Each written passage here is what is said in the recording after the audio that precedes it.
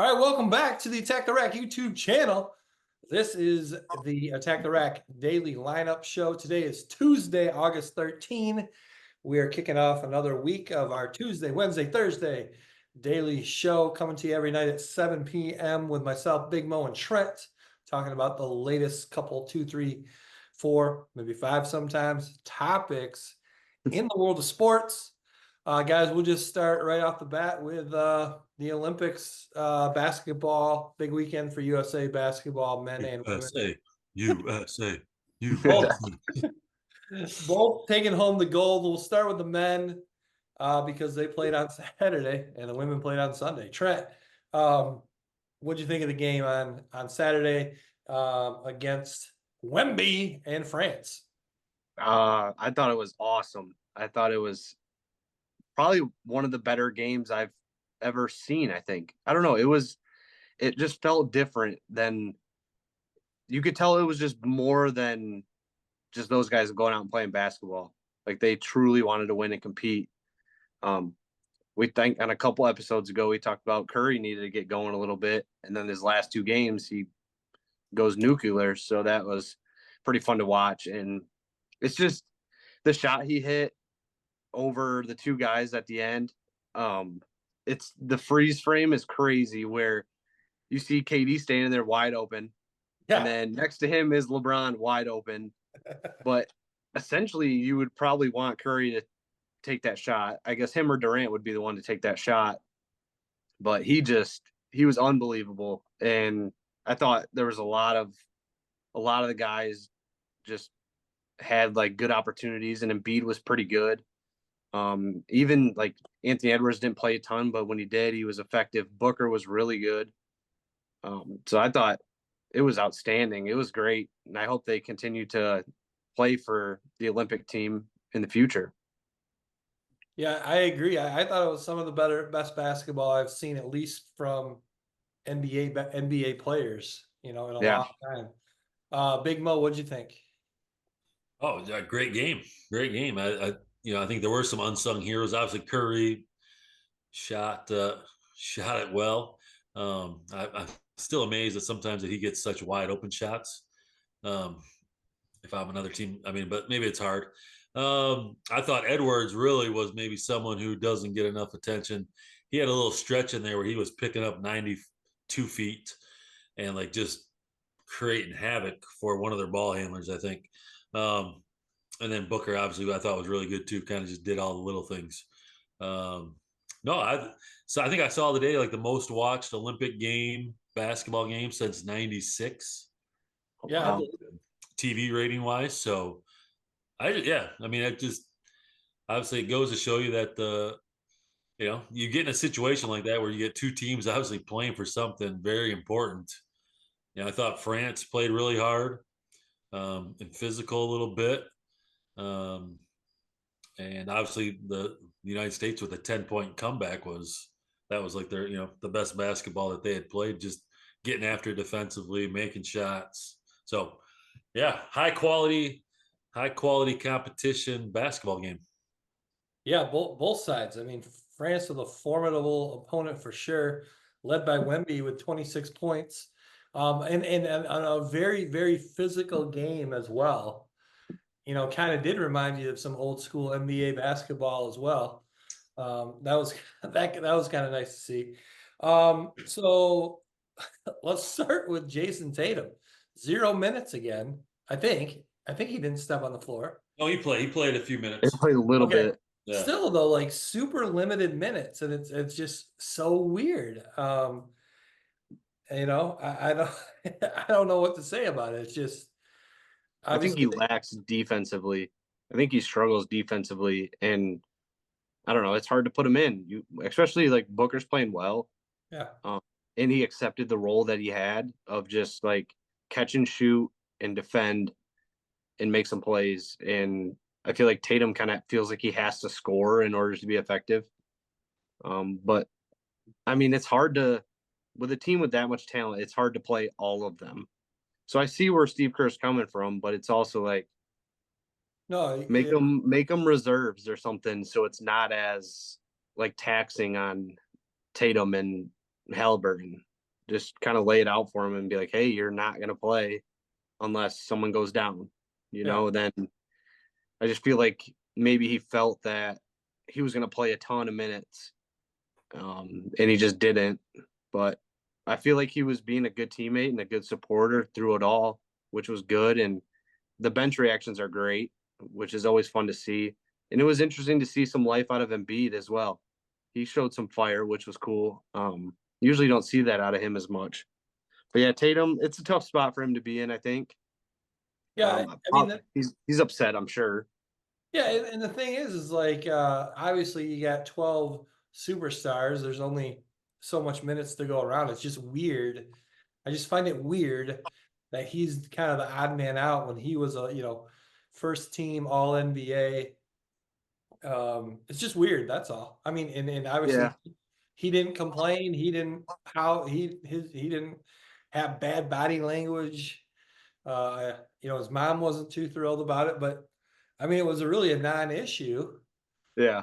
It's just weird. I just find Yeah. it weird. That's But I all. think it goes for, like, if you took any of them and put them in Tatum's situation, we would be talking about the same thing. Like if it was Drew Holiday or Anthony Edwards or Booker or any of them, I think we would be saying the same kind of stuff. Just Yeah, because how we good they are, it's just tough to find that mix, I think. yeah. No, probably. It's just again, first team All NBA, NBA champion. Yeah. Yeah. Arguably a top 5 player. I mean, It probably doesn't make a difference. If he plays, they probably win too. Whoever's in there was probably going to play well, play at a high level. Though I think as a coach, I mean, Steve Kerr is probably in an impossible spot. Mm-hmm. And he's trying to find whatever like feels best with that group. I don't think it's I truly don't think it's any like disrespect to Tatum, because I do think if you could replace Tatum for Booker probably have gotten the same result. well, Yeah. I don't Maybe. think. Sorry to interrupt. I don't think anyone is saying it's disrespectful, except for some Boston Celtics fans, i.e., Dave. Yeah. No, and I don't. I just think I think it's the numbers thing. Like you're just playing. It's hard to play 12 guys. Halliburton was completely out. Yeah. But again, no one's talking about that because Halliburton's not a first team All NBA player. Yeah. What was Halliburton? Was he a second or third teamer? I don't know. I'm Producer not Dale? sure. What's that? I'm not sure. Yeah. You can keep going. Producer Dale, can you look up the what? No, can you look up the All NBA teams, please? Thank you. It's Go ahead. tough to get good help. And I feel like those two could have been replaced as well by guys that didn't make the team. Like what if Jaylen Brown got the call instead of Tatum? Yeah. I think that's, or Kyrie gets a call instead of Halliburton, which I believe should have happened anyways. But, or Jimmy Butler, or there's just so many guys that could have filled that spot. So first team, Tatum's the only one on the entire team that made the first team.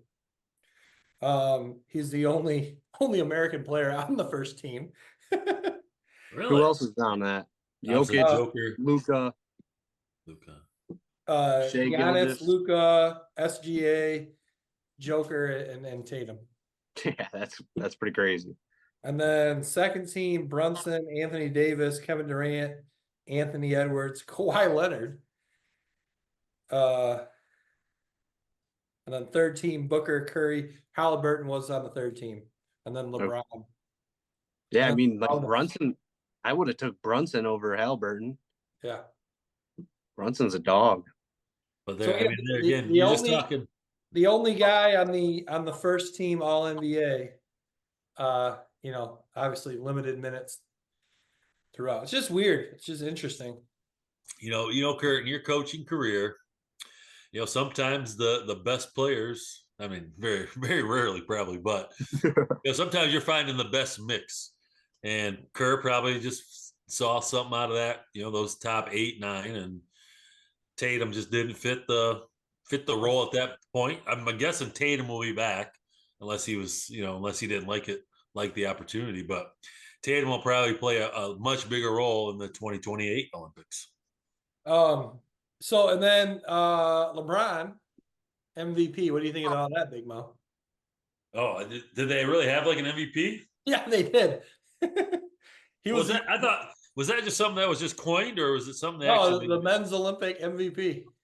really Yeah, men's Olympic MVP basketball. of basketball? Do they Yes. do that for other sports? Maybe for team sports. I don't know. They did it for women too. Asia won. Well, I saw that. I thought it was maybe just something that the Americans kind of Just made created. it. Yeah, I didn't. I don't think it's. Is it? Maybe I have no. I have no comment on it because I don't. I didn't even realize it. You know, he did play. I'll give him credit, man. He he was able to do some things for whatever age he is, 39, or see. Yeah. Something like He'll that. be 40 during the Yeah, season. I mean, he still does some things that are truly outstanding. That behind the back pass, some of the his strength is still unmatched.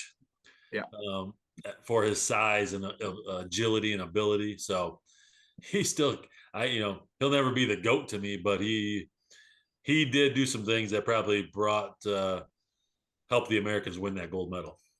For sure. Trent, LeBron James, 2024 Men's Olympic Tournament MVP. You with it, or would you pick somebody else? I think if you look at the entire Olympics, I think it's earned. But if you go off the last two, it's got to be Curry, Yeah. just because of what he did. But I mean, he had a triple double in the Serbia game, I believe. Or you got to give it to Jokic. That's because Well, he's Jokic didn't even make it to the gold medal game, though. no.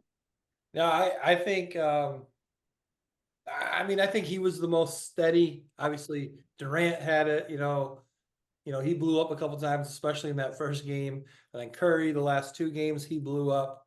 Anthony Edwards had one really, really good game. Embiid had one really good game. But I think the most steady, even keel player throughout was LeBron. Yeah. He kind of was controlling most of the game, playing some point. And so when you look at valuable, I would say it's warranted, but I think it would have been fair to give it to Curry too, especially the way he played in the actual the semis and the gold medal game too. So Yeah. Did you see LeBron yell at that kid trying to get an autograph? Yeah, what a punk. Oh, good thing it's the MVP on court, not off the court. Exactly. That's the thing. That dude just can't. He's just I know. Very unlikable off the court, but very. Olympic LeBron he's likable. And then women, they won the gold as well. They should have lost. Holy cow, should they have lost? What a horrible loss that would have been. Yeah. I mean, France was pretty solid. That Williams girl was legit. Yeah. And they had a couple other girls that were, I forgot the one girl's name, but white girl shooter. She was her shot kind of looked like Curry in a way, just from the belly button sometimes and just fired up there. But yeah, they competed, they battled. Good for Team USA, but it was that shot at the end was pretty wild too. They just by their toe being on the line was the determination. That close to going into overtime. Yeah. Asia Wilson's really good though. She's very good. She's got the mid post and the face up stuff, and she only goes left. I wonder if they ever figure that out, that she only goes left, but that's a hard thing to do is Well, I'm sure those remember WNBA what hand coaches somebody didn't is. figure that out. Yeah. Big Mo, thoughts on the women squeaking one out there also against France. Well, again, I think it just you're playing for an Olympic gold medal. I thought the France team was like super physical. Again, I brought this up on our Saturday show, Kurt, or maybe it was afterwards. Just how physical that game was. Again, I enjoyed watching it because it kind of reminded me of the 80s and 90s. Like they just didn't let people get away with anything or have anything easy. And there was bumping and pushing and You talking about the men's game? no, the women's game. Oh, because you had said that you said that same stuff about the men's game too. Oh, I think both games. I think Okay. both games are very similar, Yeah. which made it. I went back. I mean, I watched Sunday morning the women's game, and it was just it was fun to watch because it was like just it was kind of just nasty, Yeah. and just like I mean, just like the men's game. So, um, but I think you're playing for a gold medal. I think you're playing for your country. Kind of brought out that probably ultimate competitive edge for France to begin with. I thought the USA women's team didn't match it until after halftime. Yeah. Um, that physicality. So again, it was enjoyable to watch, and you know, I don't think either team really shot it that well in the women's game. But again, I enjoyed watching just because of the kind of the physicality of it. It was just it was a good grinded out type of basketball game, fun to watch. Yeah, I think the women, I think they were 2 of 12 from three. So that's one thing they struggled the entire tournament was shooting that three ball. They could have fixed that pretty easily. Yeah, yeah, exactly. uh wow, yeah. You know, the other thing too is like, you know, Deanna Taurasi, she's on the team, she never plays. Like, why not give that spot to Caitlin Clark, you know? Yeah, how old is she too? She's Like 41 or 42. it was all just to like get that record of gold Yeah, medal yeah. or whatever. Oh, you're right. Like I get it, but Yeah, you got to give some other people a chance at some point, especially when you like intentionally don't play. right. Yeah, you Which almost wonder. I mean, I'm not sure they didn't think because you got to think when they started, obviously the All Star game, and even a couple games into the Olympics. I think she was starting. Was she? Okay. Yeah, and I think she just. I think I mean slowly either some. I mean whether it was a coach or herself, they just said, okay, maybe I'm not. Yeah. This is a little bit different game, and you know, so Yeah. again, even in that final game, I'm not sure why Sabrina. Yeah. Um, she didn't maybe get some tick just to see if she could make some shots. Yeah. Yeah. Yeah. That was the weird. Copper Yeah, girl was really good though. Yeah. yeah, I think that's yes, her last name, yeah, Copper. Yep. yep. Yeah, she was really good. She Yeah, was I think she fouled out. I mean, that's again yeah just the physicality. Again, I thought the USA team matched that in the second half, so it became a game. But yeah, no, again, a good game to watch. yeah Yeah. it was. All right, fellas. Well, hey, we are about 2 weeks-ish away from college football. The AP poll top 25 has been released. Have you guys taken a look at the poll at all? Top I 25? have. Yep. What do you think, Trent? What stands out? I wish Oregon was ahead of Ohio State. You do I do. for Yeah. for Just in case we lose. Yeah, just in case. It makes it look a little better. I feel like though, like every time Ohio State loses to like a high ranked team, that high ranked team just ends up not being very good. So it Okay. almost becomes like a bad loss in a way. Yeah, I think what was it last year they beat Notre Dame barely, barely. and then Notre Dame's wheels just kind of fell off. So it made that win just not look that impressive because they just didn't keep winning after they ended up losing that close one. Yeah, But the top 10 is pretty impressive, I would say. yeah, You're pretty loaded. Or I think Oregon's going to be a force to be reckoned with just because of the NIL stuff. yeah, It'll be, you know what? It'll be interesting to see though, because and I don't know how that fits into the Big Ten schedule exactly yet, but they, they got to play. It's going to be a tougher, more physical schedule. So how yeah, does that affect what they normally? Obviously they're a great team, but I mean they were playing. I mean, what Pac was it? Pac-10, yeah. 12. not quite as physical as maybe the Big Ten is, and I'll be interested to see how both those USC and Oregon, how the week to week transition is from playing a little bit more of a smash mouth Yeah. physical game compared to maybe a little bit more of an offensive league. Yeah, Yeah, because those other teams just sling it and they just try to score as many points as possible, Yeah, yeah, but then they don't defend at all. Where the yeah, Big Ten is a little bit different, where it's like, we're going to stop you and then yeah, score 24 to 35 points. yeah. And And hopefully that's enough. we're going to hit you in the mouth a little bit. Yeah. And then too, like you said, Big Mo, you don't necessarily know what their schedule is or when and where they go where, but too, like with them, USC, Washington, and UCLA too. You think about obviously the travel for every away game, but also on top of that, when you get into late October and into November, that weather, that colder weather that they're not used to playing in either. I wonder if, Mm, that could be a factor. good point. Yeah, Um, you get USC at any of the East Side schools in the snow, like yeah. that could change everything.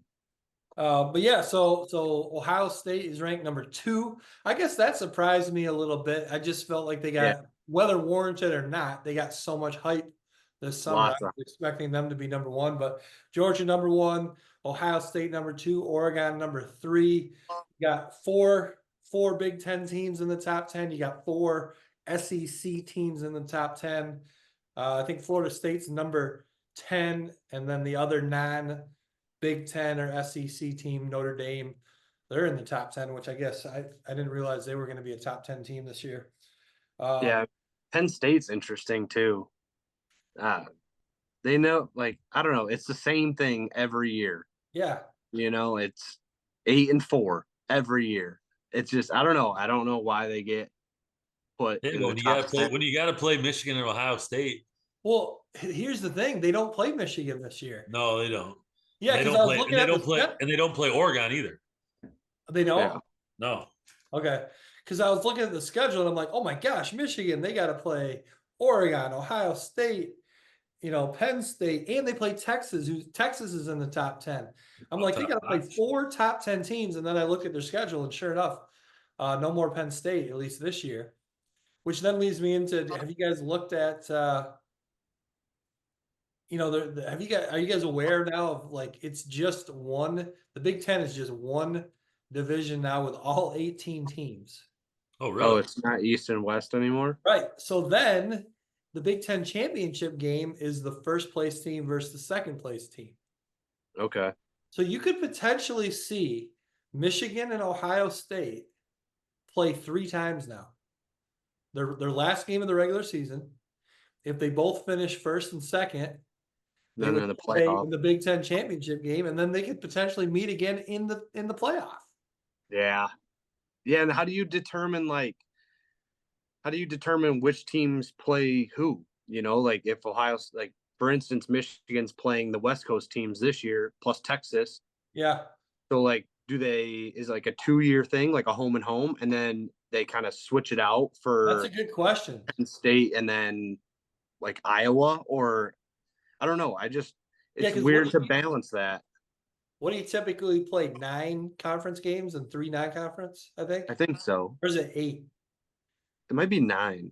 Either way, when you got 18 teams, I mean, how do you do that? I mean, you could potentially, if they make it on a straight up, rotation, which we know that's not going to be the case because we know Michigan and Ohio State are absolutely going to play every year. But you could go like 2 or 3 years until you actually played everybody in your league. Yeah. Or what if Iowa only plays Michigan State and that's it, and then they finish undefeated and they're at the top of the Big Ten, and then Ohio State, Michigan, one of them has to lose in that game, which could determine one of them not playing in the Big Ten championship because one team just didn't schedule any of the top dogs in the Big Ten. I don't know. I think that could be a weird situation. You almost maybe have to have a committee to pick who the first and second place team are to play in the championship. Yeah. Well, then, if you think about what if, you get a Michigan, Ohio State final game, both undefeated. Michigan loses. Ohio State maybe plays Oregon into maybe a championship because maybe they're undefeated because they haven't played those two. Right. And Michigan is looking pretty good then because now Michigan's only got 1 loss. Yeah. I guess the other teams would have only 1 loss as well. It could get crazy. But with 18 teams, what do you do? It's crazy. And you can't even if they did split it into 2 divisions, you still couldn't play everybody in your division in a season. Yeah, too many teams. Unless you want to reduce the amount of non-league games, but there's no way they're going to do that. True. So, yeah, because someone's going to get the short end of the stick, which could be a problem. But then, like, the SEC is pretty loaded still. I guess you could kind of look at it as like a similar schedule to the SEC of like I guess the SEC teams that continuously play the best teams in the SEC. You know, like sometimes Alabama, it feels like they kind of just shy away from some of those big ones. Like they'll always play Auburn, but I feel like there was a couple years where they didn't play any of the top dogs in the No, SEC. they have divisions in the Yeah, SEC. it's split into two. Yeah, Yeah. So they just play the teams in their division and then they, right. But if they schedule Vanderbilt and Mississippi State and just like kind of those teams that are middle of the pack, not as good, yeah. then you kind of run into some interesting issues there, especially when they go off of like strength of schedule and that kind of stuff. And then most of those teams get in anyways. Right. Yeah, I don't know. It's it's going to be interesting to see what happens with the Big Ten and all those teams and how they work it all out. And Yeah. who knows? They may end up changing it several times until they figure out how to get it right. I mean, maybe you Yeah. got Or to get into three divisions, and they got to do a semifinals and a finals. So your last, yeah. so like the last regular season week, four of the teams will be playing in the semis, and then the other will just be playing a crossover type game or something. I think that's not a bad way to at least get the two best teams at that Right. time, So you get rather three than like, divisions, three divisions of six, three division winners advance, and then one wild card. yeah, So they got to figure something out. Or like, or they take Ohio State, Michigan, Oregon, and USC, and they're like, okay, you guys have to play these people every year. You have to schedule Penn State and you have to schedule Michigan State. So you have to go play those like kind of middle of the pack teams, but on a bad night they could get you. yeah. All right. Hey, one last thing. You guys see Dave Portnoy is back at it again for the last 8 months or so. He's been placing some major bets and he's been successful. I can't remember them all. He bet Michigan to beat Washington. He won $1 million. Yeah. Um, Then he had Celtics he had to Celtics. win, parlayed with Scotty Scheffler to win the Yeah. Open, I think. And that one hit for $1 million. Yeah, he's kind of been on fire. So his latest one, he bet $100,000 on the Indiana Fever to end up winning the WNBA championship. Right now they're at plus 10,000. Payout will be $10,100,000. $10.1 million he'll win if the Fever win the championship. Now, you may look at the record and see 7-10, their seventh place, seventh playoff spot, and you may be thinking, yikes, they got no shot. But Yeah, they're 11-15. 11-15, but you take away those first 10 games when they were playing damn near every day, and they've been pretty good since. Yeah. Caitlin Clark is really coming on strong. Her and Aaliyah Boston are playing amazing together. And then what's the other guard's name, Big Mo? Can't remember it now. Not Mitchell, is it? Yeah, Chelsea Mitchell. Is that it? Yeah. She's been playing well. They've competed with or beat the best couple 2-3 teams in the league. I don't know. What do you think, Trent? Obviously, you don't have $100,000. I don't believe. No. But Nope. at plus 10,000, what do you think? I mean, would you? Is that something that maybe sparks your interest at this juncture? Or no. Oh man, I don't watch enough WNBA to be able to bet that much on the Fever to win it. Can one girl win you WNBA finals? I don't know. I don't know if they got it like that. I don't think unless she just goes unconscious and scores 35 a game but I think her and Boston are a good combo that will be good in the future. I don't know if they'll win it this year, but I could see them winning in the next 4 probably. Yeah. then you look at the standings and you got New York Liberty, who's 21-4. It's Who you they know, beat, right? They beat the Liberty. I think they did, yeah. Yeah. But Big Mo, what do you think? You gonna throw $10 on it? Plus 10,000? No, because I'm not allowed to bet on. I don't think on that stuff. Am I? I don't know. I No, think I don't know. I'm not. I can't bet. But I do. I Oh, do of course. like. Not I you. do. I do like Dave's bet. Because here's the thing. They're got to be feeling good. Clark hasn't shot it very well. Coming off a nice extended break. Maybe they go out and they trade, or they find a way to maybe bring one more player in. Because I do think they're probably a player away, whether it's a bench player or maybe another starter. Sure. But hey, I mean, for Dave Portnoy to throw 100,000 is probably nothing. It is like a $10 bet for us. It Yeah. is. It is. And so, but why not take that chance? What do you have to lose? Yeah. I don't know if they. I like it. I like it because I think she's going to be refreshed. I bet she plays. I bet she is the MVP of the second half of the season. I don't disagree with you. I really don't. So, we got a couple minutes if we got anything else, guys. Otherwise, we'll get out of here. your boy McCarthy's out. Yeah, I saw that. I was hoping to Man. pick him up in fantasy football really late. Gosh. In Couldn't case even make that's it through the preseason. It's a small little injury. He'll be back in a couple of weeks, won't he? he's Getting out surgery. definitely right I now. thought it was like 4 weeks. Oh, I heard indefinitely. We'll see. Oh, okay. All right. So, Torn meniscus. oh, Okay, that's probably about 4 to 6. okay. Yeah, that's tough. And then Jameer Gibbs is hurt too. Yeah, how Which long sucks. is he out? I don't know because I heard two different things. I heard hamstring and then I heard ACL. So I don't know which one it is. Yeah. I hope it's hamstring because I feel like that. Yeah, but that's still one of those lingering Yeah. injuries. So I don't know. We might have to pick up another running back or something. I don't know who our third is, but that's a tough one to start the year off with him out. If he is out, I heard it was I'm seeing hamstring. So hamstring. again, I don't think it's a big thing. But Okay. and we do have a stud. I mean, in front of him already, or Yeah. someone who Montgomery. can carry the load for a couple weeks. Yeah. He's just such a playmaker, and it's hard. Like when he gets the ball in his hands and he's out in the open, it's hard to get him. It's hard to take him down.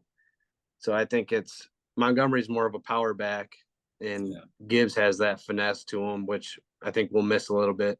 Yep. Yeah. All right, fellas. Well, hey, Hard Knocks tonight. Enjoy. We'll talk about it tomorrow. Sounds good. Sounds good. We'll see you then.